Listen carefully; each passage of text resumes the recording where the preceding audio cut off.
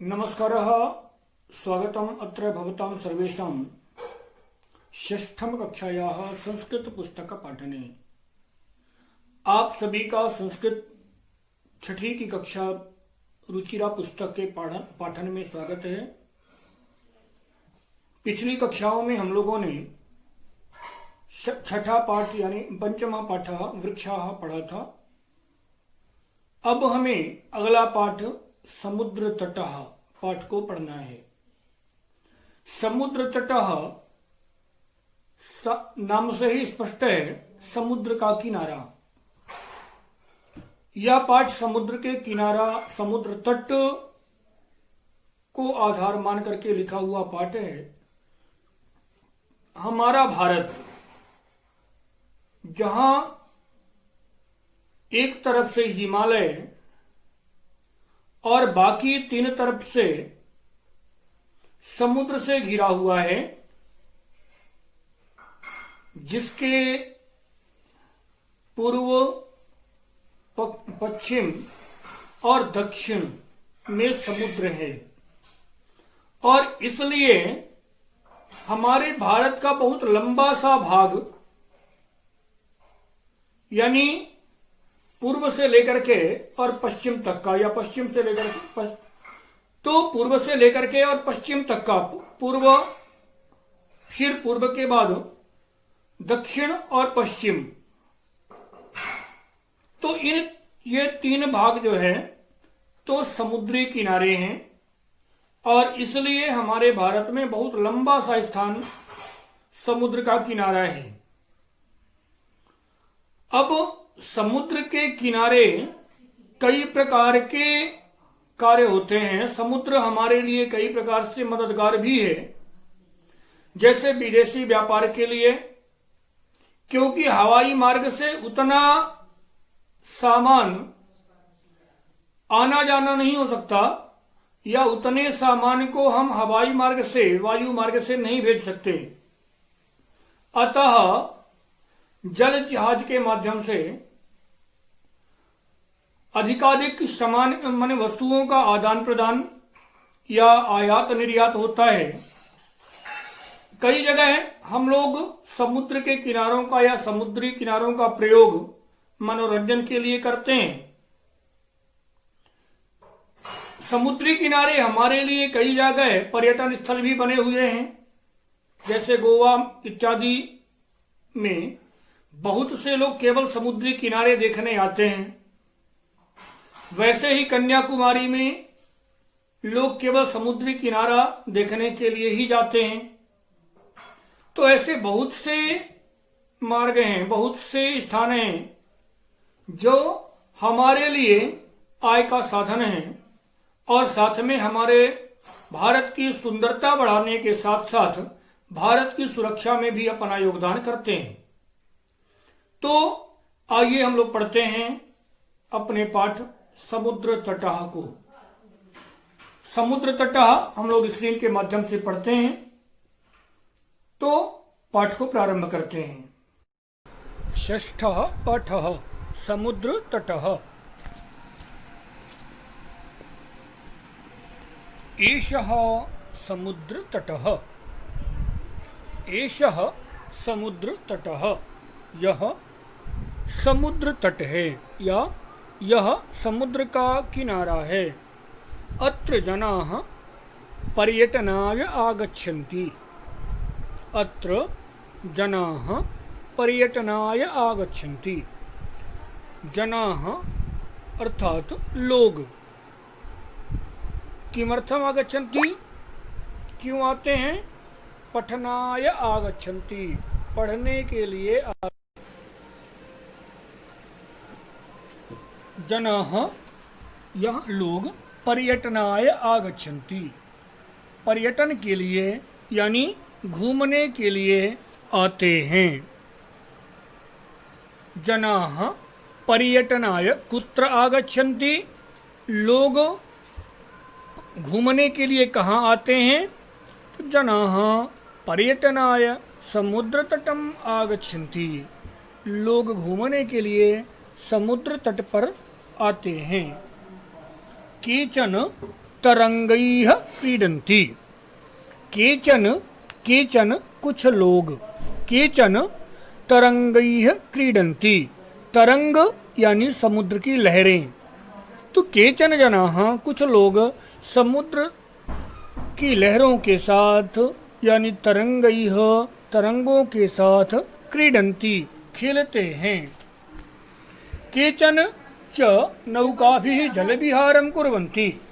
केचन च और कुछ लोग नौकाभिः नाव से जलविहारं कुर्वन्ति जल विहार करते हैं यानी समुद्र में नाव से घूमते हैं।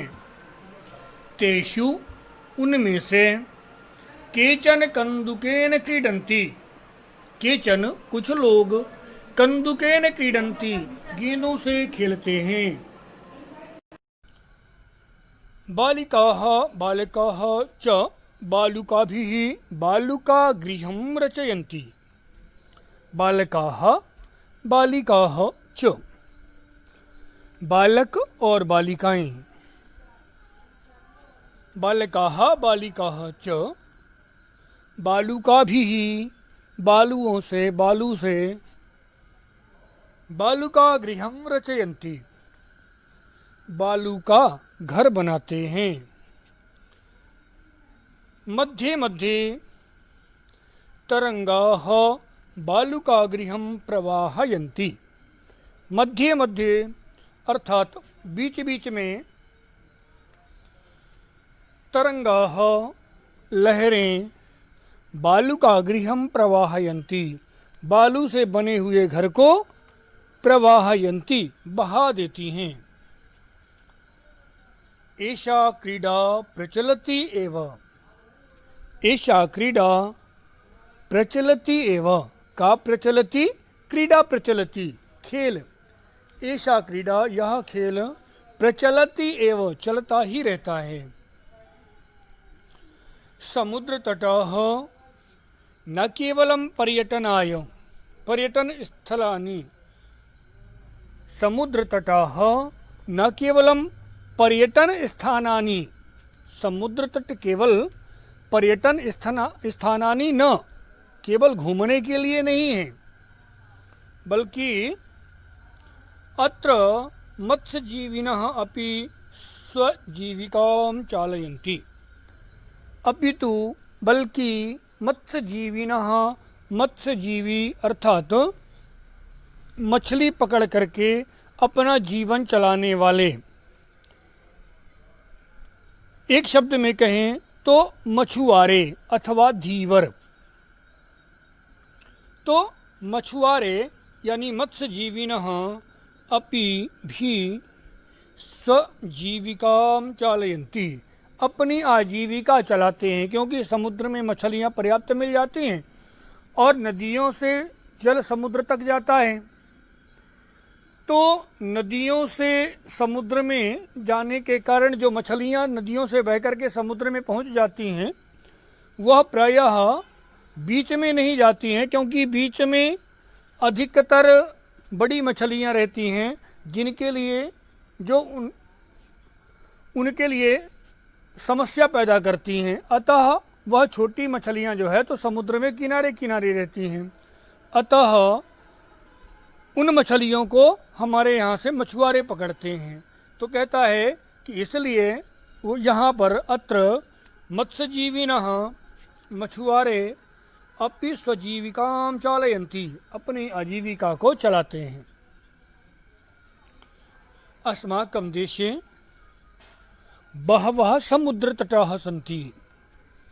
अस्माकं देशे हमारे देश में बहुत से समुद्र तट हैं। कारण हमारा भारत 3 तरफ से समुद्र में घिरा हुआ है और 3 तरफ से समुद्र में घिरे होने के कारण कहता है कि यहाँ पर समुद्र का एक लंबा किनारा है और इसलिए समुद्र भारत में बहुत से समुद्री किनारे हैं, बहुत से समुद्र तट हैं।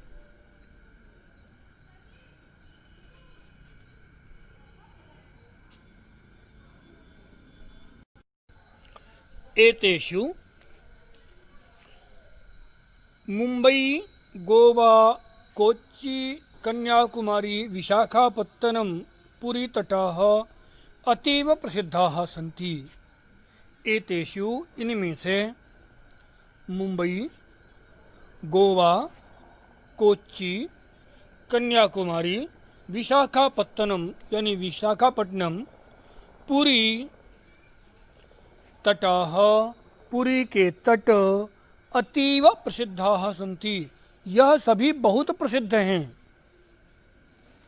समुद्री तट तो बहुत हैं, पर यह कुछ किनारे ऐसे हैं जो प्रसिद्ध हैं। अतः गोवा तटः विदेशी पर्यटकेभ्यः समधिकं रोचते। गोवा तटः गोवा का तट विदेशी पर्यटकों को बहुत अच्छा लगता है, यानी गोवा में विदेशी पर्यटक बहुत आते हैं। और विशाखापत्तनम तटः वैदेशिक व्यापाराय प्रसिद्धः। और विशाखापट्टनम का जो समुद्री किनारा है वह वैदेशिक व्यापाराय यानी विदेशी व्यापार के लिए प्रसिद्ध है। कोच्चि तटः नारिकेलफलेभ्यः ज्ञायते। कोच्चि तटः कोच्चि का तट नारिकेलफलेभ्यः नारियल के फल के लिए ज्ञायते जाना जाता है। माने कोच्चि तट के किनारे नारियल की खेती अधिक होती है। मुंबई नगरस्य जुहू तटे जनाः स्वैरं विहरन्ति। मुंबई नगरस्य जुहू तटे मुंबई नगर के जुहू तट में सर्वे जनाः स्वैरं विहरन्ति सभी लोग स्वयं ही घूमते हैं। मने ऐसे ही घूमते रहते हैं बिना किसी रोक टोक के। चेन्नई नगरस्य मेरीना तटः देशस्य सागरतटेषु दीर्घतमः। चेन्नई का मेरीना तट भारत के सबसे बड़े तटों में से एक है, सबसे बड़ा तट है। दीर्घतम है, सबसे बड़ा है।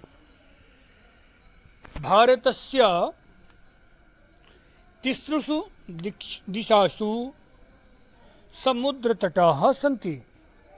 भारत के तिसृषु दिशासु 3 दिशाओं में समुद्र तटाः सन्ति समुद्री किनारे हैं। भारत के 3 दिशाओं में समुद्री किनारे हैं।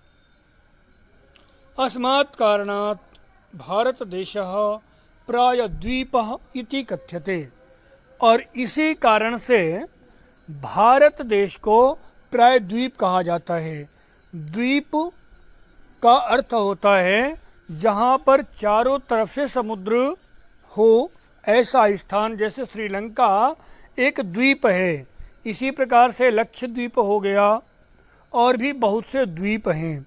तो द्वीप का अर्थ है जहाँ पर चारों तरफ से समुद्र के किनारे हो या जो चारों तरफ से समुद्र से घिरा हुआ हो, ऐसा स्थान द्वीप है। और जहाँ पर 3 तरफ से समुद्री किनारे होते हैं ऐसे स्थान को प्रायद्वीप कहते हैं। हमारे भारत के 3 तरफ से समुद्री किनारे हैं, यानी भारत हमारा 3 तरफ से समुद्र से घिरा हुआ है। अरब सागर, बंगाल की खाड़ी और हिंद महासागर। तो इन 3 सागरों से घिरा हुआ होने के कारण भारत को प्रायद्वीप भी कहते हैं। कहता है पूर्व दिशायां बंगोपसागरः। पूर्व दिशायां बंगोपसागरः, पूर्व दिशा में बंगोपसागर यानी बंगाल की खाड़ी। पूर्व दिशा में बंगाल की खाड़ी है। दक्षिण दिशायां हिंद महासागरः, दक्षिण दिशा में हिंद महासागर है। पश्चिम दिशायां च अरब सागरः अस्ति, और भारत के पश्चिम दिशा में अरब सागर है। एतेषां त्रयाणाम् अपि संगमः कन्याकुमारी तटे भवति। और इन तीनों समुद्रों का संगम कन्याकुमारी तट में होता है। यानी भारत के दक्षिण में कन्याकुमारी में इन तीनों समुद्रों का भी संगम होता है। यत्र पूर्णिमायां चंद्रोदयः सूर्यास्तं च युगपदेव द्रष्टुम शक्यते। और इस दिन इसमें माने समुद्र के किनारे कन्याकुमारी में सूर्यास्त और चंद्रोदय पूर्णिमा के दिन एक साथ देखा जा सकता है। क्योंकि समुद्र में जब देखते हैं तो इधर से सूर्य की परछाई पड़ती है, आकाश में सूर्य डूब रहा होता है और इधर चंद्रमा उग रहा होता है। दोनों की परछाई जब समुद्र में के पानी में पड़ती है तो ऐसा लगता है जैसे सूर्य और चंद्रमा दोनों अगल बगल बैठे हों। और इसलिए कहता है कि पूर्णिमा के दिन चंद्रोदय और सूर्यास्त एक साथ देखा जा सकता है। अब पाठ के अभ्यास को हम लोग अगली कक्षा में देखेंगे।